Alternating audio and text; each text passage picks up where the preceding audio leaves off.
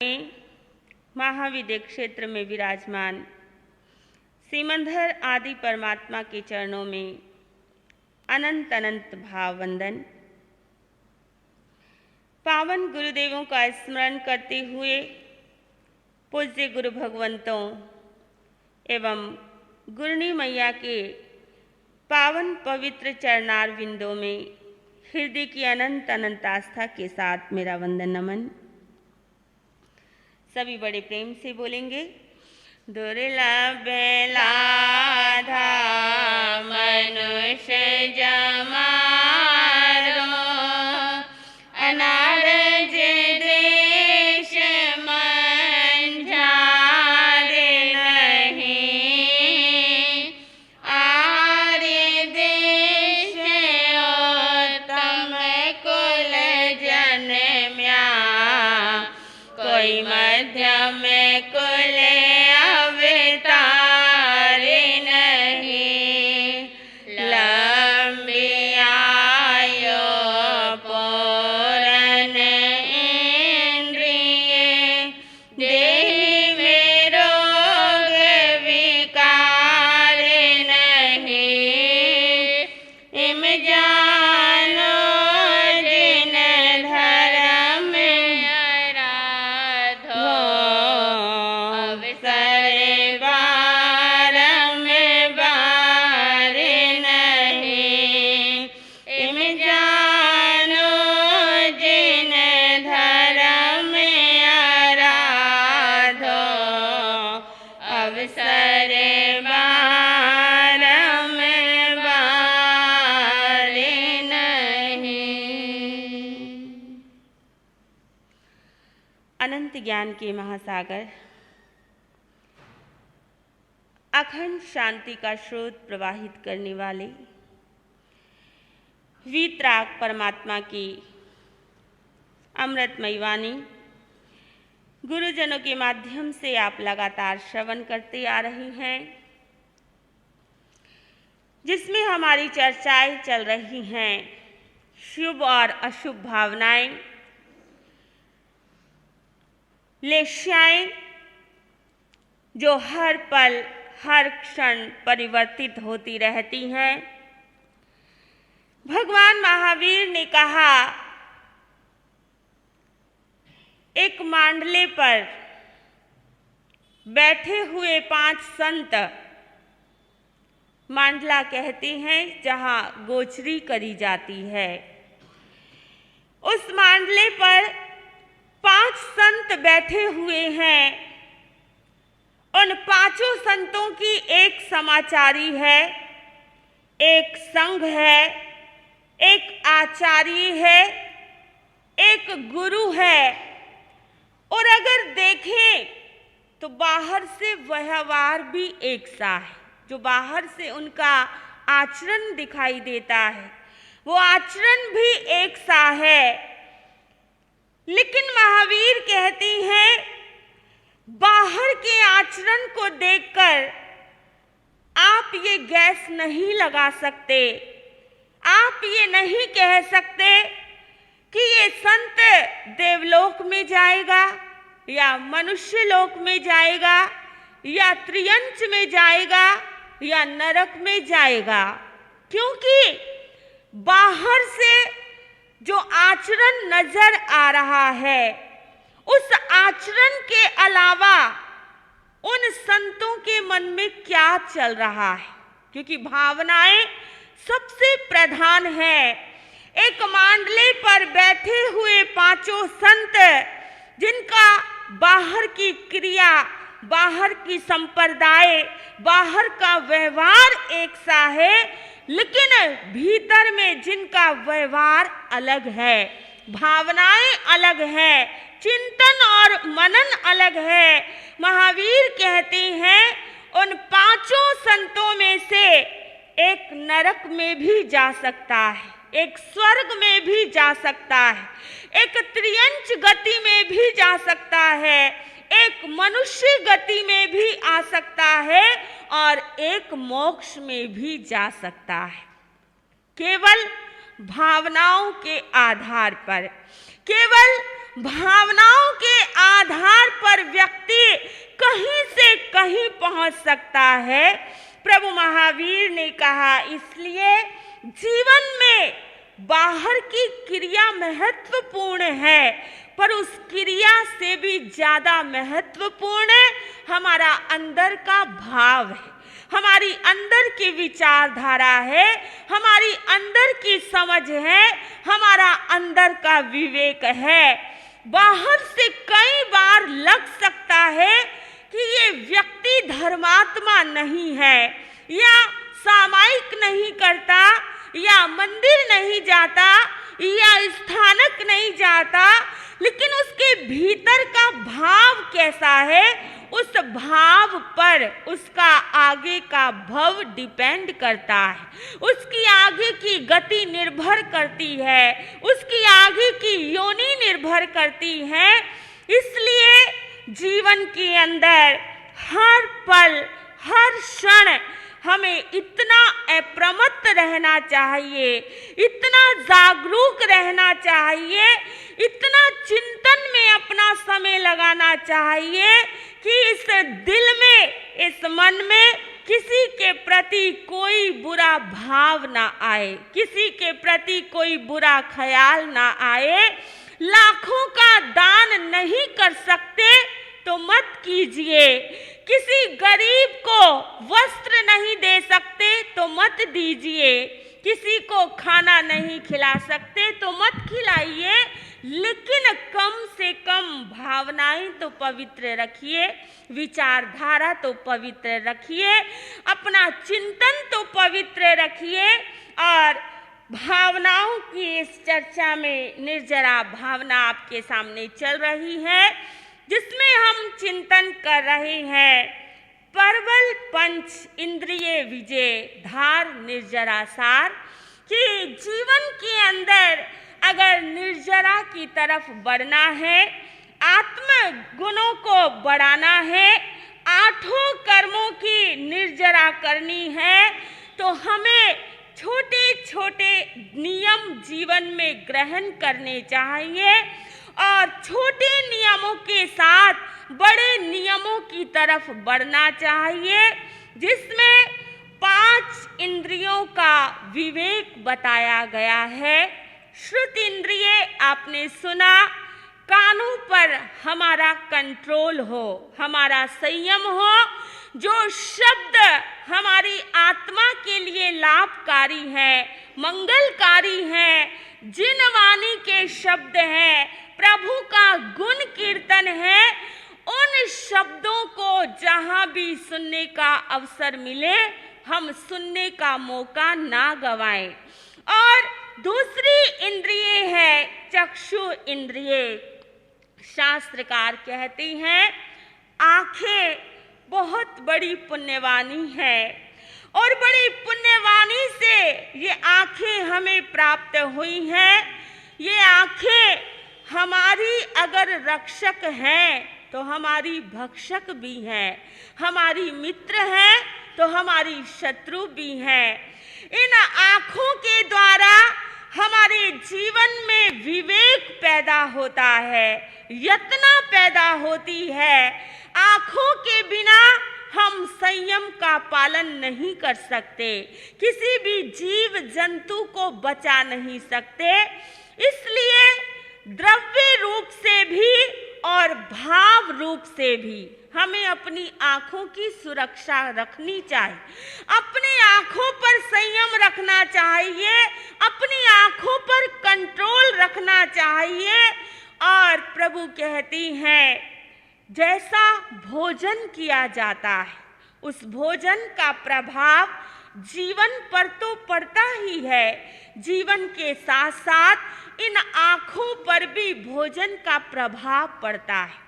अगर आप तामसिक भोजन करती हैं तो आपके विचारों के साथ साथ आपकी आँखों में भी वासना पैदा होती है, आँखों में भी कामना पैदा होती है, आँखों में भी गंदगी पैदा होती है। इसलिए आँखों को संयमित रखने के लिए भोजन का संयमित होना बहुत जरूरी है, क्योंकि जैसा भोजन होता है वैसा मन बनता चला जाता है और मन के साथ इंद्रियों का सहयोग भी हमें पूरा प्राप्त होता चला जाता है। दूसरी बात, प्रभु ने कहा कि आंखें प्रमाणभूत होती हैं। आंखों से देखी हुई बात को सत्य स्वीकार किया जाता है। कोर्ट के अंदर भी जब कोई जज किसी व्यक्ति की गवाही लेता है तो वो उससे पूछता है, तूने ये बात कानों से सुनी है या आंखों से देखी है? कानों से सुनी बात को जज नहीं मानते, वो मानते हैं कि अगर तूने अपनी आंखों से देखा है तो वो सत्य है। आंखों देखी बात को प्रामाणिक माना जाता है, सत्यभूत माना जाता है और उसकी गवाही को सच माना जाता है। तो आंखें हमें बहुत पुण्यवानी से प्राप्त हुई हैं। प्रभु ने कहा इन आंखों का पूरा संयम रखना चाहिए।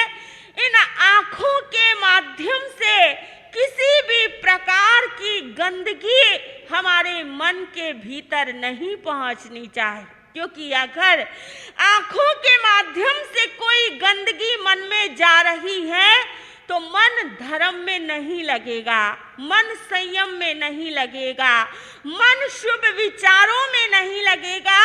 और एक बार मन अगर भटकना शुरू कर दे तो मन को संभालना बड़ा कठिन होता है, क्योंकि ये मन रूपी अश्व इतनी तेजी से दौड़ता है कि इसकी लगाम को पकड़ना बड़ा कठिन हो जाता है। इसलिए प्रभु कहती हैं मन तो संभल जाएगा, लेकिन इंद्रियों को संभालना भी बहुत जरूरी है। और अगर इंद्रियां संभल गई तो हमारा आधा काम पूरा हो जाता है, हमारा मन भी धीरे धीरे कंट्रोल में हो जाता है। तो आंखों के माध्यम से अगर विषय वासना आती है तो आंखों के माध्यम से ही हम गुरु का दर्शन भी करते हैं। आंखों के माध्यम से हम मंदिर के भी दर्शन करते हैं। आंखों के माध्यम से ही हम कोई अच्छी पुस्तक पढ़ सकते हैं। इन आंखों के माध्यम से ही हम शास्त्र का स्वाध्याय कर सकते हैं। इसलिए हमें आंखों की सुरक्षा का पूरा ध्यान रखना चाहिए।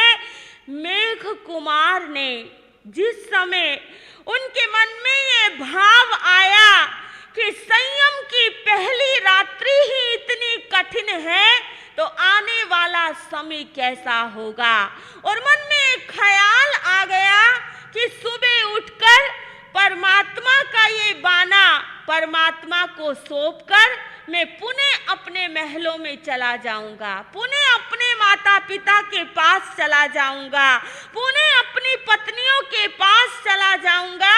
और जिस समय प्रभु महावीर के पास पहुंचे, परमात्मा अपना बाना संभालिए, मैं इसे नहीं पहन सकता, बड़ा कठिन मामला है, बड़ा मुश्किल काम है, मैं इसको संभाल नहीं सकता, आप अपना बाना संभालिए। प्रभु महावीर ने तब उसे जाति स्मरण ज्ञान करवाया, पिछले जन्मों की याद दिलवाई, पूर्व जन्मों में लेकर गए हाथी का भव याद करवाया। और तब मैं कुमार को पता लगा पिछले जन्मों में मैं पशु था, हाथी था, मैंने किस तरह एक जीव की दया पाली, एक जीव को बचाने के लिए मैं 3 दिन लगातार एक पैर ऊपर करके खड़ा रहा।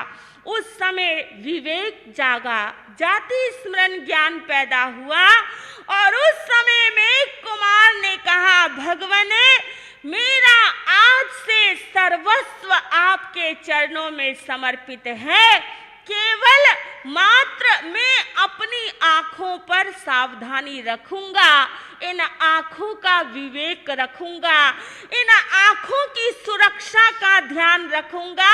बाकी सब कुछ आपके चरणों में समर्पित है। तो शास्त्रकार कहती हैं आंखें बहुत बड़ी नेमत है और पुण्यवाणी से अगर हमें मिल गई है। आज तो देखिए बच्चे पैदा होते बाद में हैं, छोटे छोटे एक एक महीने के बच्चों की आंखों पर चश्मा लग गया है। छोटे छोटे बच्चे जन्म से बीमारियां लेकर आ रहे हैं, जन्मते बच्चे को 500 शुगर है। तो जीवन के अंदर जो चीज हमें पुण्यवाणी से मिली है उसका दुरुपयोग मत कीजिए। प्रभु कहती हैं ये आंखें अगर हमें मिली है तो केवल ताकने और झांकने के लिए नहीं मिली है, इधर उधर छींटाकशी करने के लिए नहीं मिली है। आज हमारी न्यू जनरेशन अपने कर्तव्य को, अपने दायित्व को भूल गई है और आज हमारी न्यू जनरेशन कई बार ऐसे कारनामे अंजाम दे देती है जिससे कुल, खानदान और माँ बाप की इज्जत भी मिट्टी में मिल जाती है। तो हमें विवेक रखना है अपनी आंखों का। और प्रभु कहती हैं अगर आंखों पर संयम रखना आ गया तो आपको जन्म दर जन्म ये नेमत मिलती रहेगी। जन्म दर जन्म हमें आंखों की पुण्यवाणी मिलती रहेगी। और अगर हमें संयम नहीं आया, विवेक नहीं आया तो धीरे धीरे इस इंद्रिय की हीनता हमें प्राप्त होगी। सुबह उठकर प्रार्थना कीजिए, प्रभु चरणों में ये भावना भाइये, हे परमात्मा आपकी कृपा से और मेरी पुण्यवाणी से मुझे परिपूर्ण 5 इंद्रियों की प्राप्ति हुई है। आंखों से देख सकता, कानों से सुन सकता हूँ, जबान से बोल सकता हूँ, हाथ पैरों से चल सकता हूँ, कार्य कर सकता हूँ। मेरी कोई भी इंद्रिय किसी गलत दिशा में ना जाए, किसी गलत चीज को एक्सेप्ट ना करे, किसी गलत वस्तु में मेरी आंखों को आनंद ना आए। मेरी आंखें, ये चक्षु इंद्रिय जब भी देखे कुछ अच्छा देखे, कुछ अच्छा ग्रहण करे। और अगर इन आंखों के लिए प्रार्थना करनी है तो परमात्मा से केवल मात्र एक प्रार्थना कीजिए कि इन आंखों से मैं क्या देखूं। किसी भक्त ने बहुत सुंदर कहा है कि हे परमात्मा मेरी आंखों का सदुपयोग क्या हो और किस प्रकार से हो। उसने बड़ा सुंदर कहा है, दर्शन दे देना हो प्रभु वर, दर्शन दे देना, दर्शन दे देना हो प्रभु वर, दर्शन दे देना। आंखें बंद करो या खोलो, मुझको दर्शन दे देना। आंखें बंद करो या खोलो, मुझको दर्शन दे देना। क्या मांग रहा है एक भक्त परमात्मा से। और वाकई में इन आंखों की खूबी तभी है जब हमारी आंखें गुरु भगवंतों के दर्शन करें, परमात्मा के दर्शन करें। और भक्त आगे मांग रहा है, मैं ना चीज हूँ बंदा तेरा, तो सबका दाता है। मैं ना चीज हूँ बंदा तेरा, तो सबका दाता है। तेरे हाथ में सारी दुनिया, मेरे हाथ में क्या है। तेरे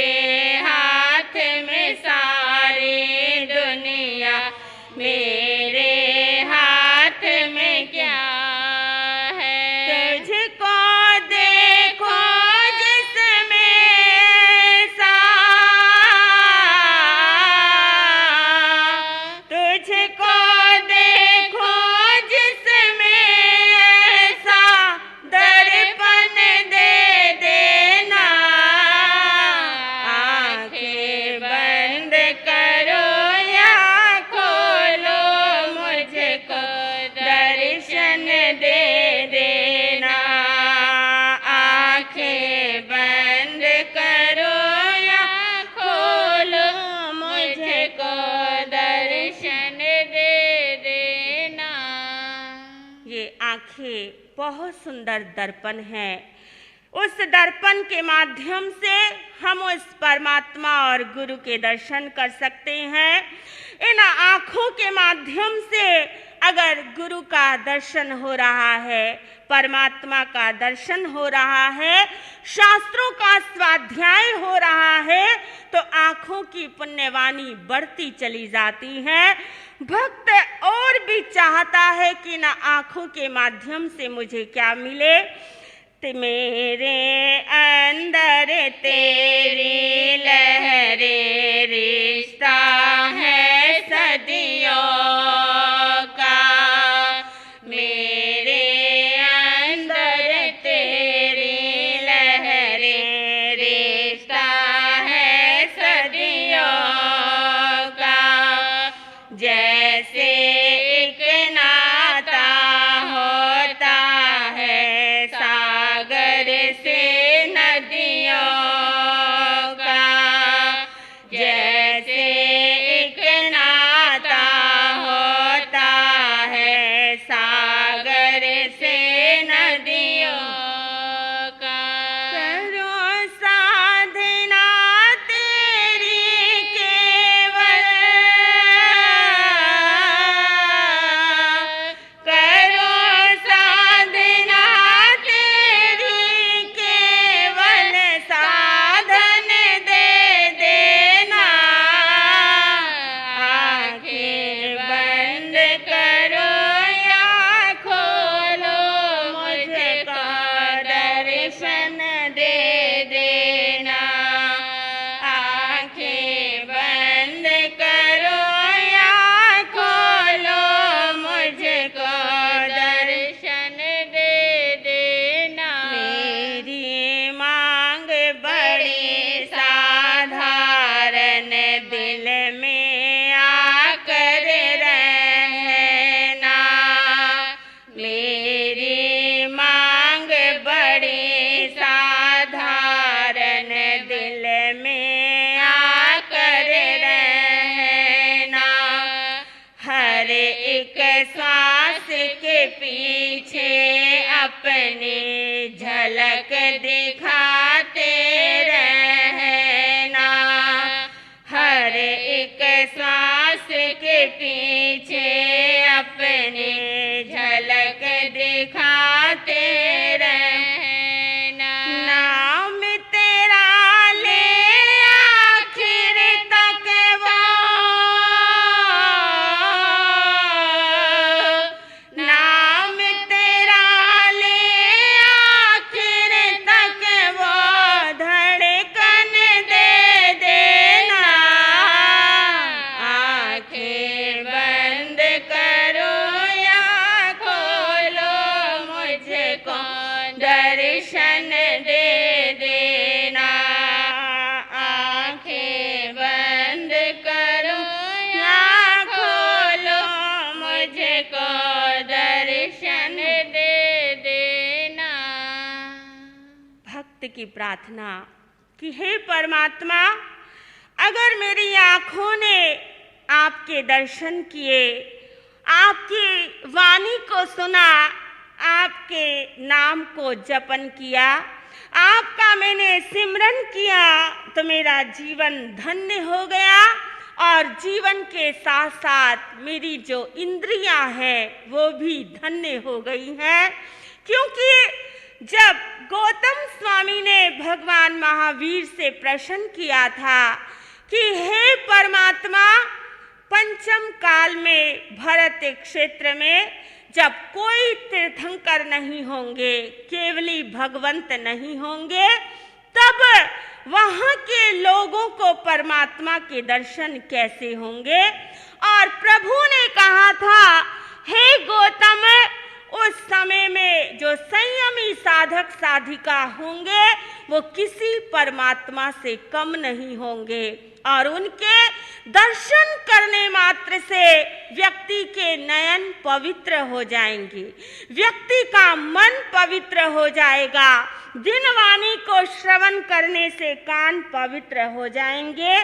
तो प्रभु महावीर का ये संदेश कि हमें जो 5 इंद्रियां मिली हैं, उनका उपयोग बड़े विवेक से करें, बड़े संयम से करें। और अगर आप इनका दुरुपयोग करते हैं तो हमारे जीवन में इन इंद्रियों की कमी धीरे धीरे होती चली जाती है। कहती हैं कई बार गलती कोई करता है और नुकसान किसी को उठाना पड़ता है। आप देखते हैं गलती किसी ने करी और भुगतान किसी को भरना पड़ा।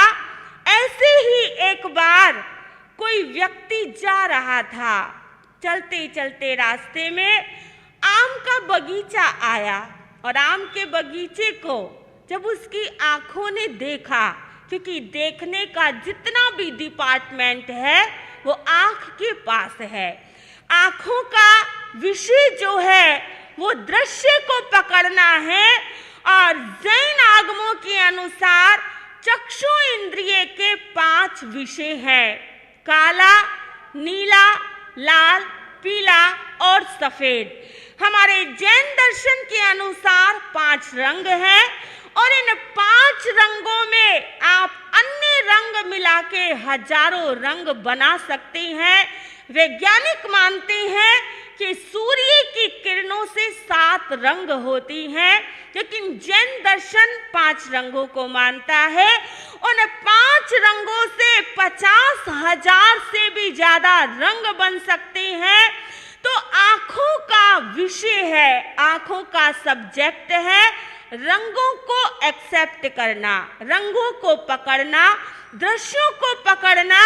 और आंखों के सामने जो दृश्य आता है आंख उसे देखे ना, ऐसा हो नहीं सकता। आंखों के सामने जब वो आम का बगीचा आया, आम का पेड़ आया, उस युवक ने जब आम से लदे हुए पेड़ों को देखा तो मन में क्या भाव आया कि आम खाना चाहे। अब वो वहां गया, पेड़ से उसने आम तोड़ा और आम तोड़कर खा लिया। अभी खा ही रहा था कि माली ने देख लिया और माली ने पकड़कर उसकी अच्छे से पिटाई कर दी कि तू चोरी कर रहा है, चोरी से आम खा रहा है। तब उसने कहा कि देखो गलती किसकी थी, गलती आंखों की थी, है ना। आंखों ने देखा है और तब वो कहने लगा देखा सो दौड़ा नहीं। किसने देखा? आंखों ने देखा। देखा सो दौड़ा नहीं, दौड़ा दोई जना। आंखों ने देखा पर आंखें दौड़ी तो नहीं, आंखों में चलने की शक्ति तो नहीं है। देखा सो दौड़ा नहीं, दौड़ा दोई जना। यानी कौन दौड़े? पैर। पैरों को भी आदेश मिल गया। अगर आंखों ने किसी चीज को देखा, उसे पाने की मन में कामना पैदा हुई, तो पैरों को भी आदेश मिल गया। आंखों ने देखा और पैरों ने क्या काम किया? पैर दौड़ पड़े हैं, दौड़ के वहां पहुंच गए हैं। दौड़ा सो तोड़ा नहीं, तोड़ा दोई जना। अब जो दौड़ के गया था उसने तो तोड़ने का काम नहीं किया, जो दौड़ के गया है वो वहां पहुंच तो गया है पर उसने तोड़ने का काम नहीं किया। तोड़ा किसने? हाथों ने। जो दौड़ा उसने तोड़ा नहीं, तोड़ा दोई जना। और जिसने तोड़ा उसने खाया। हाथ खाने का काम तो नहीं करते हैं, तो जो जिसने तोड़ा उसने खाया नहीं, खाया और जना। यानी इस मुंह ने खाया, आंखों ने देखा, पैर दौड़े, पैरों ने तोड़ा नहीं पर हाथों ने तोड़ा। हाथों ने तोड़ा पर हाथों ने खाया नहीं, खाया इस जवान ने, इस मुंह ने खाया। और तोड़ा सो खाया नहीं, खाया और जना। खाया सो पिटिया नहीं। पिटिया कौन भाई? खाया सो पिटिया नहीं, पिटिया और जना। खाया तो मुंह ने, देखा आंखों ने, दौड़े पैर, तोड़े हाथों ने और खाया मुंह ने। लेकिन खाने के बाद पिटाई किसकी हुई? इस शरीर की पिटाई हुई। तो कहते हैं कि जब कई बार व्यक्ति देखता कुछ है, काम कोई गलत करता है, काम आंखों ने गलत किया, आंखों ने देखा और सबको आदेश दे दिया, सारी इंद्रिय सक्रिय हो गई हैं।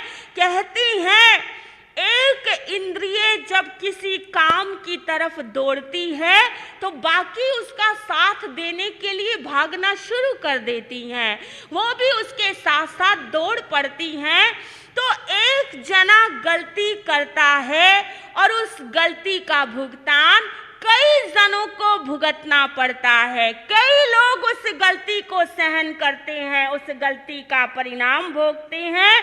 तो जीवन के अंदर इस बात का पूरा विवेक रखना चाहिए कि आंखों के माध्यम से कुछ गलत हमारे जीवन में प्रवेश ना करे। कहती हैं आंख यदि आ जाए तो भी मुसीबत है ना। आंखों में अगर कोई बीमारी हो जाए तो कहेंगे आंख आ गई है। कई बार बीमारी चलती है, आंखें लाल हो जाती हैं, आंखों में खुजली होने लगती है। आंख यदि आ जाए तो भी दुखदाई है और आंख अगर चली जाए तो भी दुखदाई है। आंखों की रोशनी अगर चली जाए तो भी दुखदाई है और आंख यदि टेढ़ी मेढ़ी हो जाए, है ना, कईयों की आंखें ऐसा लगता है देखते कहीं हैं या बोल कहीं रहे हैं। तो अगर ये आंखें टेढ़ी मेढ़ी हो जाए तो भी परेशानी है और अगर ये आंखें मिच जाएं तो भी क्या है, अगर मिच जाए तो फिर तो घर में भी कोई रखने को तैयार नहीं होगा। मिचने का मतलब अगर आंखों से शक्ति खत्म हो जाए और शरीर से प्राण निकल जाए, जब कोई मर जाता है, श्वास खत्म हो जाती हैं तो कहती हैं आंखें मिच गई, यानी इस दुनिया से चला गया। तो आंख आए तो भी दुखदाई है, आंख चली जाए तो भी दुखदाई है, ये टेढ़ी मेढ़ी हो जाए तो भी दुखदाई है और अगर मिच जाए तो भी दुखदाई है। तो हमें विवेक रखना है, संयम रखना है, इन आंखों पर कंट्रोल करना है। कभी दुख की अधिकता आती है तो ये रोना शुरू कर देती है, कभी खुशी ज्यादा मिलती है तो भी ये बरसने लग जाती है। तो हमें इन बातों का विवेक रखना है। परमात्मा ने कहा आंखें मिली हैं, स्वाध्याय करो, ज्ञान पढ़ो, कुछ सीखने का प्रयास करो और इन आंखों पर संयम रखो। कोई देखने लायक दृश्य है तो देखने का प्रयास करो, वरना इन आंखों की खिड़कियों को बंद कर लो ताकि हमारे पाप की वृद्धि ना हो और पुण्य का लोस ना हो। तो चक्षु इंद्रिय हमें प्राप्त हुए और उस इंद्रिय का अगर हमने सदुपयोग किया तो हमारा जीवन सफल और सार्थक होता है। अगर हमने इसका दुरुपयोग किया तो आने वाले जन्मों में हम सूरदास की तरह पैदा होंगे, जिनके पास आंखें तो होंगी पर आंखों में प्राण नहीं होंगे, आंखों में शक्ति नहीं होगी। तो विवेक रखिए, जितना ज्यादा से ज्यादा विवेक रखा जाएगा उतना ही श्रुति इंद्रिय हमारे लिए रक्षक बनेंगी, हमारी मित्र बनेंगी। और चारित्र आपके सामने चल रहा है, कल कहाँ छोड़ा था याद है? आप श्रवण कर रहे हैं महासती लीलावती का जीवन चरित्र कि कितना धैर्य है लीलावती में, कितनी बुद्धिमती है, कितना दिमाग है उसके पास।